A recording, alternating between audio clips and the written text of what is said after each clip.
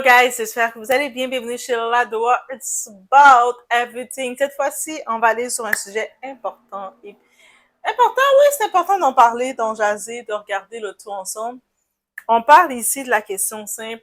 Pourquoi une femme, ou des fois un homme aussi, va opter de participer à des événements qui vont être traumatisants pour lui, dont des soirées freak-off, des soirées wild, ou des événements on sait, le porta-party, on a entendu parler avec certaines influenceuses qui décidaient, pour tout frais payé, en échange d'argent rapide, d'aller faire quelque chose qui n'est pas une job facile et qui va les donner des séquelles et tout. Même si oui, derrière, on va avoir l'illusion du luxe, mais qu'est-ce qui amène le tout? On va parler de ça. Sujet chaud, mais on doit en parler. It's about everything, guys. On y va.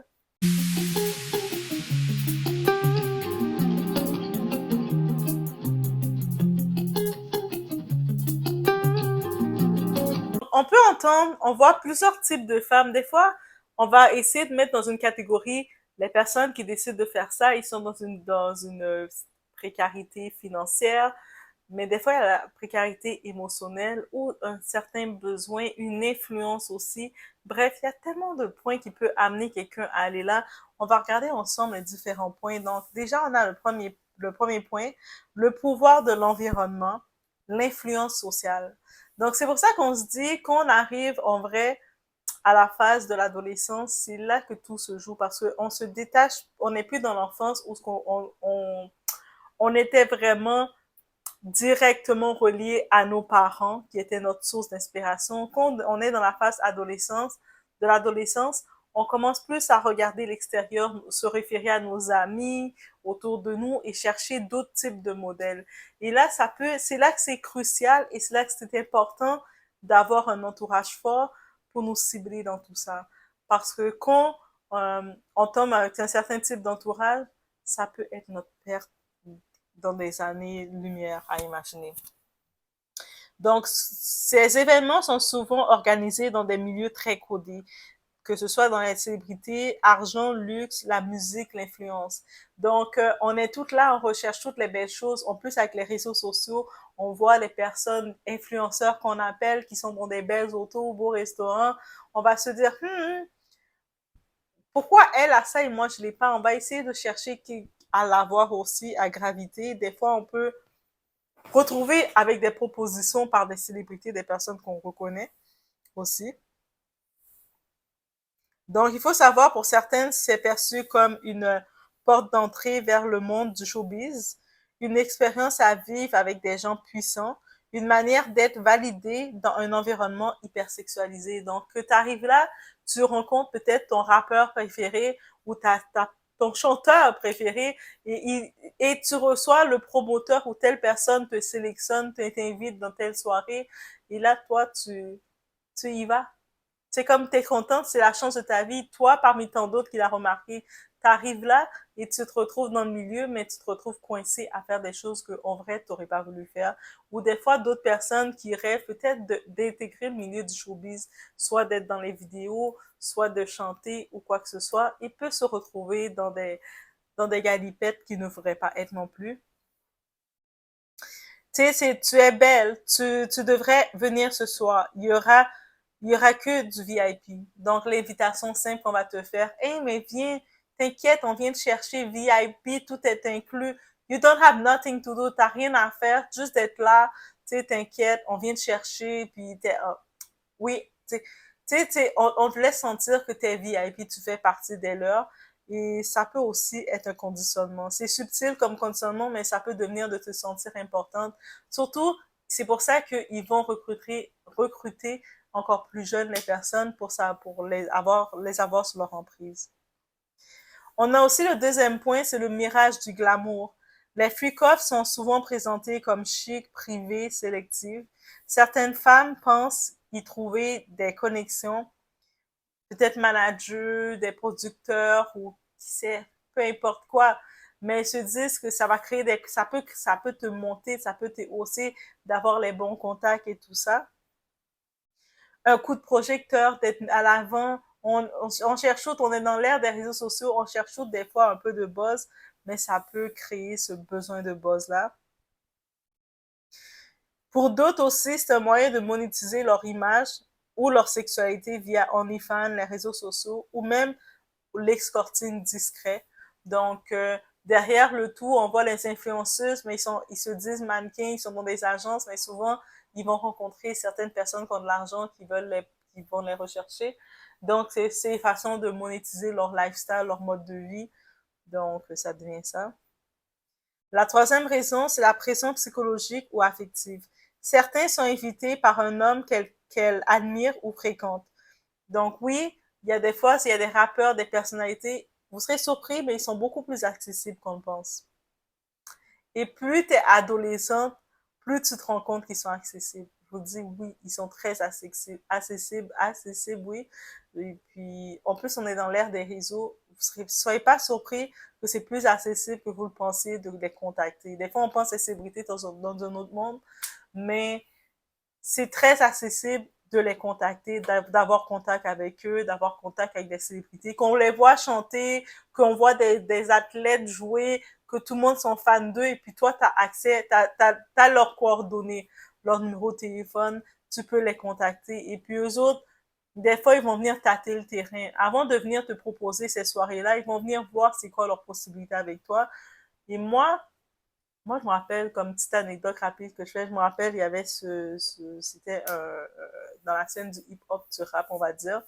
Et lui, c'était quand même quelqu'un de très connu, c'est quelqu'un de très connu encore, je pense, oui. Oui, il est encore connu. Et justement, sur les réseaux, quand je discutais avec lui, dans ma tête, je me disais, c'est probablement pas le vrai, de toute façon, jusqu'à ce qu'à un moment, euh, il disait qu'il allait passer me voir. En plus, il est passé me voir très tard. Il était passé me voir.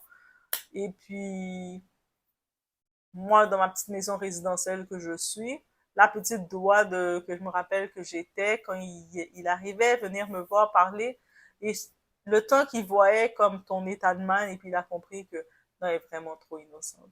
Et puis finalement, quand des fois il venait me voir, on discutait, mais il venait juste au même temps, lui, j'imagine, pour lui-même se protéger, il venait avec son manager ou son assistant ou son bras droit, je sais pas trop.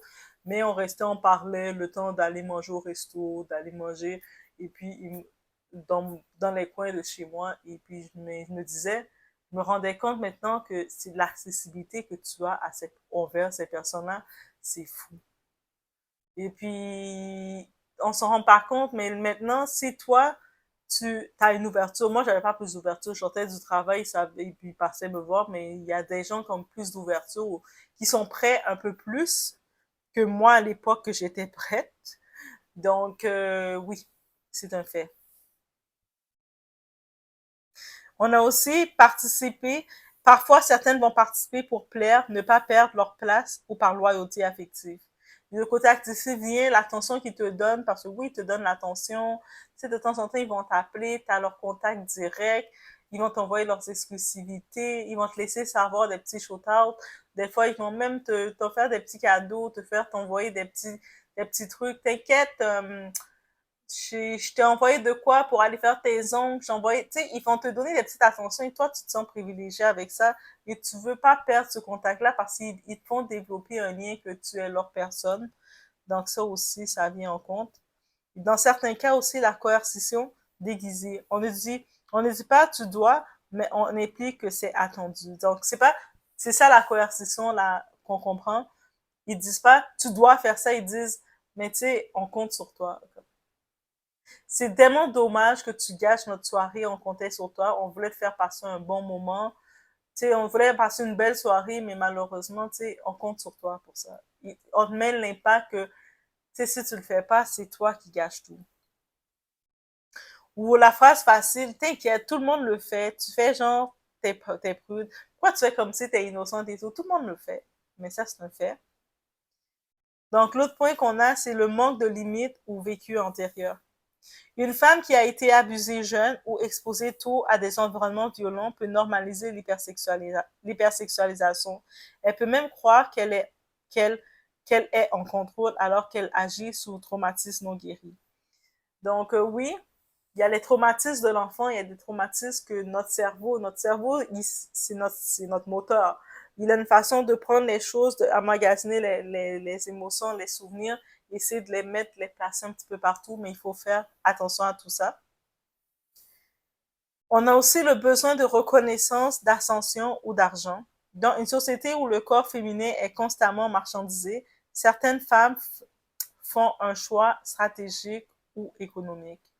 Participer à ces soirées peut être un investissement émotionnel, financier ou social, souvent à très haut risque. Donc, tu te dis, tu sais, je vais faire un peu plus d'argent, tu sais, je vais peut-être être invité à aller manger, je vais être invité à aller dans des soirées, peut-être pour des voyages, peut-être pour des vêtements, pour peu importe, pour se générer, mais leur corps va devenir une monnaie d'échange. Donc, ce qu'il faut retenir, ce n'est pas toujours un choix libre. Il y a souvent de la manipulation, du conditionnement et du silence imposé. Derrière une photo sexy ou une soirée brillante, il peut y avoir de la pression, de la drogue et du non-consentement flou, voire du trafic humain déguisé. Donc, c'est vrai, c'est important de faire attention à tout ça. Et c'est sûr qu'on n'en parle pas assez parce que des fois, comme on voit avec les procès, beaucoup de jeunes victimes, la première chose qu'on se dit, mais les parents, ils étaient où dans tout ça? Et beaucoup d'autres questions peuvent se poser, mais en vrai, de vrai, on doit réaliser quelque chose. C'est beaucoup plus profond que ça. Des fois, ça peut être l'influence. Souvent, c'est l'influence sociale. Des fois, c'est, tu sais, comme on est dans une société qu'on banalise, normalise la culture. Quand je parle de la culture du 304, elle est réelle. Donc, la manipulation émotionnelle, donc quelqu'un qui commence à te donner de l'attention, qui commence à te montrer que tu es importante, mais tu vas avoir un sentiment de loyauté envers cette personne que tu veux, que tu ne veux pas.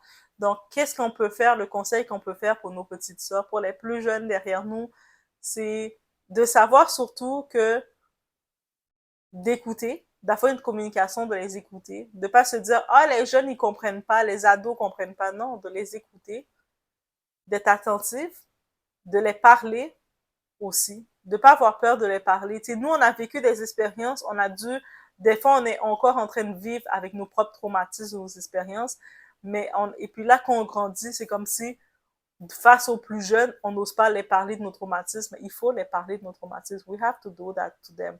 So, bref, voici mon expérience face à tout ça. Et je vous laisse sur ce. Au moins, ça amène une petite piste de réflexion. Laissez-moi savoir qu'est-ce que vous en pensez. Et dans les commentaires, n'hésitez pas si vous avez des conseils même aussi que vous pouvez dire. Le conseil, voyez-le comme si cette vidéo peut servir. On ne sait jamais qu'on dépose quelque chose sur les réseaux, mais les conseils peuvent servir aux petites sœurs, aux plus jeunes qui sont là, qui tombent dessus. Donc, donnez le conseil à la jeune vous. Tu sais, la jeune moi, la moi ado, c'est quoi que tu la donnerais comme conseil si quelqu'un l'a dit? Eh, mais viens-t'en dans une soirée, il y aurait plein de VIP, il y a tel rappeur ou telle personne qui nous a invités, c'est quoi le conseil que tu lui donnerais? Ou quelqu'un te dirait, ah, mais viens participer à telle soirée, de toute façon, tout le monde le fait, c'est correct. C'est quoi que tu te donnerais comme conseil? On y va comme ça. It was about everything en guise prévention, préventif. On se retrouve au prochain.